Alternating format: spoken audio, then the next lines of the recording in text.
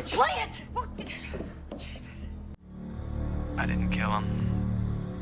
Bitch!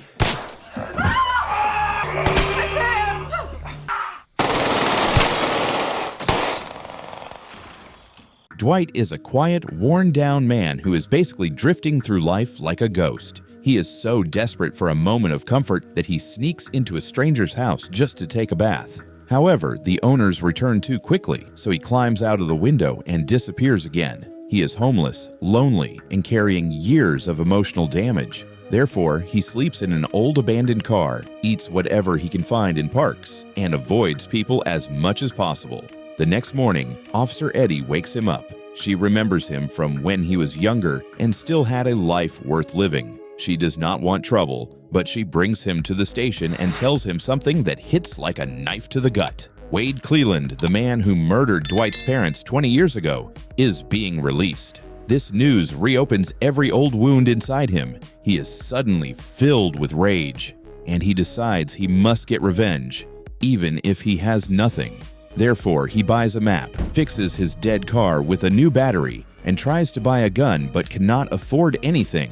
He writes a postcard to his sister Sam saying he is coming home, but hiding the fact that he is planning a killing. Desperate, he steals a gun from an unlocked car, but it breaks immediately. Even so, he keeps going. When Wade leaves prison, Dwight watches the Cleland family arrive in their limo, laughing and celebrating like they are royalty. His anger boils over. He follows them to a bar and sneaks inside with nothing but a knife. When Wade enters the bathroom alone, Dwight attacks. After a messy struggle, he kills him with a stab to the head. Chaos erupts. Dwight panics, destroys their limo's tire, loses his keys, and is forced to steal the limo to escape.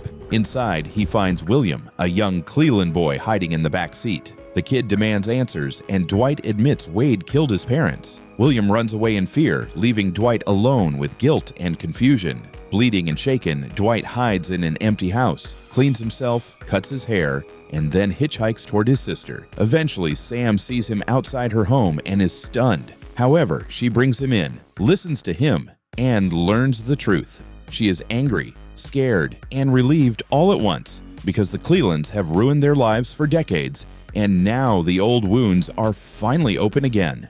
Dwight soon realizes that by killing Wade, he has dragged the Cleland family back into his life, and therefore Sam and her daughters might be in danger. This fear hits him hard, so he and Sam rush back to her house. Thankfully, the girls are safe, but Sam is furious that Dwight has brought trouble straight to her doorstep. However, Dwight begs her to take the kids and go to Pittsburgh, insisting it is the only way to keep them alive. Even though she hates the idea of running, she finally agrees, gathers a few essentials, and drives away with the girls, leaving Dwight alone in the quiet house.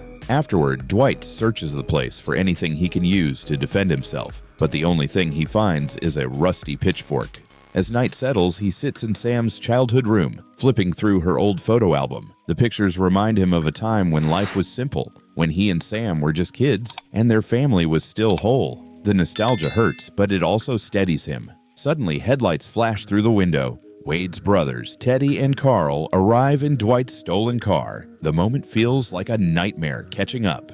Thinking fast, Dwight turns on the bathroom light and runs the faucet upstairs to mislead them, then slips downstairs and hides behind the hallway sofa. The brothers break in, split up, and begin searching the house. Tension rises as Dwight listens to their footsteps above him. When they spot him, everything erupts. Arrows fly as Dwight runs for his life. In sheer panic, he jumps into their car and slams it into Teddy by accident.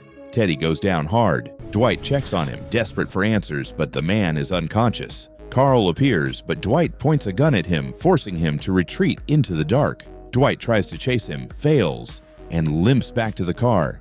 Then an arrow hits Dwight in the leg, sending a jolt of agony through him. Still, he manages to drag Teddy's body into the back seat and drive off. By morning, bleeding and exhausted, Dwight digs through Teddy's pockets for anything helpful. Finally, knowing the arrow cannot stay, he saws off the shaft, even though the arrowhead remains buried deep inside him. Hobbling and barely holding himself together, Dwight drives to a pharmacy and buys whatever medical supplies he can grab. However, the pain is unbearable, and he simply cannot pull the arrowhead out. He is shaking, losing blood, and realizing how deeply he is sinking into this violent mess. Therefore, with no other choice left, he forces himself back into the car and drives to the hospital. The moment he steps inside, his legs give out, and he collapses on the floor. Doctors rush him into treatment, and he passes out from exhaustion. When Dwight finally wakes up, he sees his leg freshly bandaged and understands this is his only window to escape before police questions start piling up. So, he quietly slips out, limping through the parking lot. He reaches his car, then wakes Teddy in the trunk by banging loudly on the metal. Teddy erupts in panic, yelling, complaining about his broken leg, begging for water, but Dwight shuts him up fast, afraid someone will hear. As he drives out of town, Dwight stops at a donation bin and grabs clean clothes to replace his bloody ones. Then he fuels up, knowing he cannot afford to slow down. When he finally returns to Sam's house, he is exhausted, but still forces himself to clean up everything from the night before. He turns off the bathroom water, wipes the floors, and tries to breathe normally again. While calming himself, he finds Sam's old schoolbook and flips through the pages, letting childhood memories soften the chaos for a moment. Meanwhile, Teddy's constant screaming from the trunk reminds him that none of this is over. Feeling alone and needing someone he can trust, Dwight notices an old photo of his childhood friend, Ben. This sparks something inside him, and he decides to find Ben. When he visits Ben's old home, Ben's mother is surprised to see him, but still kind, giving Dwight the new address and telling him where Ben works. That evening, Dwight waits outside the bar until Ben finishes his shift. Their reunion is bittersweet, awkward but warm. They talk about old times, laugh at a ridiculous photo from their wild teenage years, and slowly fall back into a familiar rhythm. Seeing how lost Dwight is, Ben offers him a gun and invites him to his quiet rural property so they can practice shooting, wanting to help however he can. Despite Ben's generosity, Dwight refuses any more help because he doesn't want to drag his old friend deeper into this deadly mess. However, before leaving, he fills a bottle with water and heads back to the car, where Teddy is still trapped in the trunk. Dwight points the gun at him to keep him calm, then finally offers him the water. As Teddy drinks, Dwight asks if the Clelands are after Sam, or only after him. Teddy, tired and in pain, eventually admits that the Clelands are only hunting Dwight. This truth leaves Dwight even more lost. He tells Teddy he's ready to turn himself in, believing it might end everything. However, Teddy shuts that idea down immediately, explaining that the Clelands don't care about the law. They only want Dwight dead. Hearing this, Dwight snaps and fires a warning shot to scare him into talking. The fear finally breaks Teddy's pride, and he reveals the one thing that rewrites Dwight's entire past. Wade Sr. killed Dwight's father out of jealousy because Dwight's dad had an affair with Wade Sr.'s wife. Dwight's mother was killed accidentally during the chaos. The truth hits Dwight like a punch to the stomach. Everything he believed, all the hate he carried, all the years he wasted living like a ghost, it was all built on a lie. Completely shaken, he hands Teddy his phone and tells him to call the Clelands to arrange a meeting so the violence can finally end.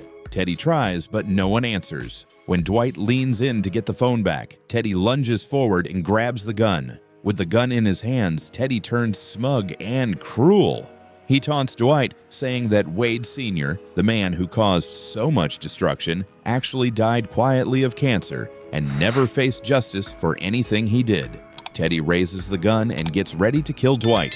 But suddenly, in a brutal twist, Ben appears behind Teddy and shoots him in the face, saving Dwight at the last possible second. The shock hits Dwight hard, but he's alive.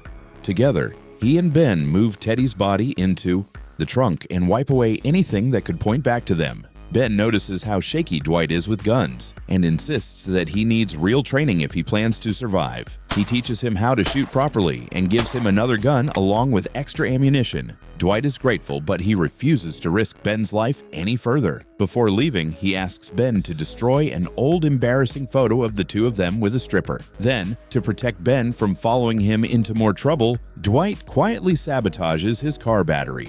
And with that, Dwight drives back into the storm he started, alone, bleeding, and determined to end the cycle one last time. Dwight is on the road again, exhausted and tense, but determined to end the chaos once and for all. he stops at a diner for a quiet meal, letting himself breathe for the first time in days. Meanwhile, Ben, stuck at home, reluctantly destroys the old embarrassing photo of the two of them with a stripper following Dwight's request. With his mind focused on the mission, Dwight drives straight to the Clelands' estate, prepared to settle things for good. The house is empty, giving him time to search through their belongings. He listens to their phone messages, throws all their guns into a nearby lake, and feels a bitter satisfaction as he sees Wade Sr.'s grave in the yard, which he angrily desecrates, releasing some of the anger he's carried for decades. As night falls, Dwight sets traps around the house, each movement filled with caution and tension. He flips through the family photo albums, reflecting on the cycle of violence, betrayal, and pain that has haunted his life and his sister's.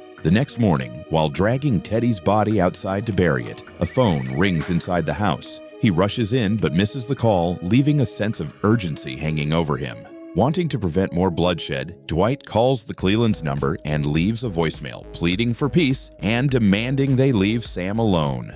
After burying Teddy, he steels himself for the final confrontation. That night, the Clelands return and listen to the message, but tensions explode when one of the brothers reveals they have been tracking Sam in Pittsburgh. Furious, Dwight shoots, igniting a brutal fight. He confronts the Cleland sisters, insisting he never wanted innocent lives harmed and that everything he did was to protect Sam. Chaos escalates as young William sneaks in with a gun and shoots Dwight, but the wound is non-fatal. When the sisters order William to finish him, Dwight disarms him and discovers the boy is his own half-brother, the son of Wade Sr. and his father's wife. Overwhelmed, Dwight spares William, breaking the cycle of revenge. The sisters, desperate and unhinged, pull out a hidden machine gun, triggering a deadly shootout that leaves everyone dead except William. Traumatized, he discards his weapon and walks away, unable to bear the tragedy. The story closes quietly with the mailman delivering the postcard Dwight wrote to Sam days earlier, a reminder of the cost of vengeance, the fractured family left behind, and the heavy price of fighting for justice.